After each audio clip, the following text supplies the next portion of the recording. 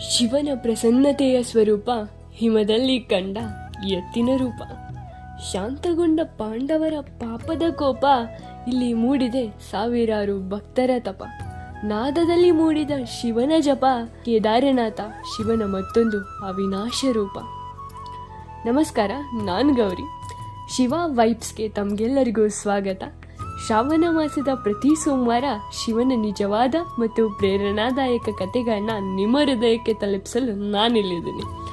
ಇಂದಿನ ನಮ್ಮ ಕಥೆ ಏನಂದ್ರೆ, ಹಿಮದ ಹೃದಯದಲ್ಲಿರುವ ಶಿವ, ಕೇದಾರನಾಥ ಧಾಮ. ಹಿಮಾಲಯದ ಎತ್ತರದಲ್ಲೊಂದು ದೇವಾಲಯ ನಿಂತಿದೆ. ಬಿರುಗಾಳಿಗೂ ಪ್ರಳಯಕ್ಕೂ ಕಾಲಕ್ಕೂ ಮಣಿಯದ ಒಂದು ಸ್ಥಳ. ಅದು ಕೇವಲ ಕಲ್ಲಿನಿಂದ ಕಟ್ಟಿದ ದೇವಾಲಯವಲ್ಲ, ಅದು ಸಾವಿರಾರು ಜನರ ನಂಬಿಕೆಯ ಸಂಕೇತ. ಅದುವೇ ಕೇದಾರನಾಥ ಧಾಮ. ಮಹಾಭಾರತದ ಯುದ್ಧದ ನಂತರ ಪಾಂಡವರು ತಮ್ಮ ಪಾಪ ಭಾರವನ್ನ ತೊರಿಲಿಕ್ಕೆ ಬಯಸ್ತಾರೆ. ಮೋಕ್ಷಕ್ಕಾಗಿ ಅವರು ಶಿವನನ್ನ ಹುಡುಕ್ಲಿಕ್ಕೆ ಆರಂಭಿಸ್ತಾರೆ. ಅದಕ್ಕೆ ಹಿಮಾಲಯದ ಹತ್ರನೂ ಹೋಗ್ತಾರೆ. ಶಿವನು ಅವರ ಪಾಪವನ್ನ ತಕ್ಷಣ ಒಪ್ಪಿಕೊಳ್ಳಿಕ್ಕೆ ಸಿದ್ಧನಿರಲಿಲ್ಲ. ಹಿಮದ ಕಾಡುಗಳಿಗೆ ತೆರಳಿ ಎತ್ತಿನ ರೂಪಕ್ಕೆ ಬದಲಾಗ್ತಾನೆ ಶಿವ, ಅವರಿಂದ ತಪ್ಪಿಸ್ಕೊಳ್ಬೇಕು ಅಂತ. ಪಾಂಡವರು ಶಿವನನ್ನ ಗುರುತಿಸಿ ಹಿಂಬಾಲಿಸಿದಾಗ ಶಿವನು ಭೂಮಿಯೊಳಗೆ ನುಗ್ಲಿಕ್ಕೆ ಆರಂಭಿಸ್ತಾನೆ. ಪಾಂಡವರು ಆತನ ಹಿಂಭಾಗವನ್ನ ಹಿಡಿತಾರೆ. ಶಿವ ಎತ್ತಿನ ರೂಪದಲ್ಲಿ ಇರ್ತಾನಲ್ಲ, ಆತನ ಹಿಂಭಾಗವನ್ನ ಹಿಡಿದಾಗ ಅದು ಲಿಂಗ ರೂಪಕ್ಕೆ ಬದಲಾಗುತ್ತೆ. ಆ ಸ್ಥಳವೇ ಇಂದಿನ ಕೇದಾರನಾಥ ಧಾಮ. 2013ರಲ್ಲಿ ಅಲ್ಲಿ ಭೀಕರ ಪ್ರವಾಹ ಬರುತ್ತೆ.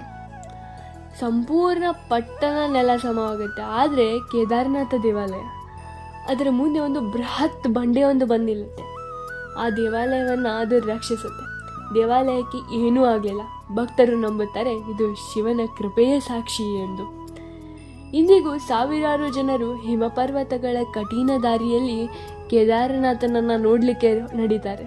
ಏಕೆಂದ್ರೆ ಅವ್ರು ನಂಬ್ತಾರೆ ಶಿವನು ಬರೋದಿಲ್ಲ, ಅವನು ಕರೀತಾನೆ ಅಂತ.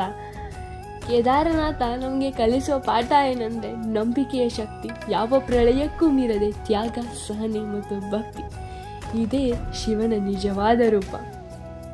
ಮುಂದಿನ ಶ್ರಾವಣ ಸೋಮವಾರ ಮತ್ತೆ ಭೇಟಿಯಾಗೋಣ ಶಿವ ವೈಬ್ಸ್ ಜೊತೆಗೆ, ಮತ್ತೊಂದು ಕಥೆಯೊಂದಿಗೆ, ಮತ್ತೊಂದು ನಿಜವಾದ ಕಥೆಯೊಂದಿಗೆ. ಕಥೆ ಇಷ್ಟ ಆಗಿದ್ರೆ ಓಂ ನಮಃ ಶಿವಾಯ ಎಂದು ಕಮೆಂಟ್ ಮಾಡಿ. ಧನ್ಯವಾದಗಳು.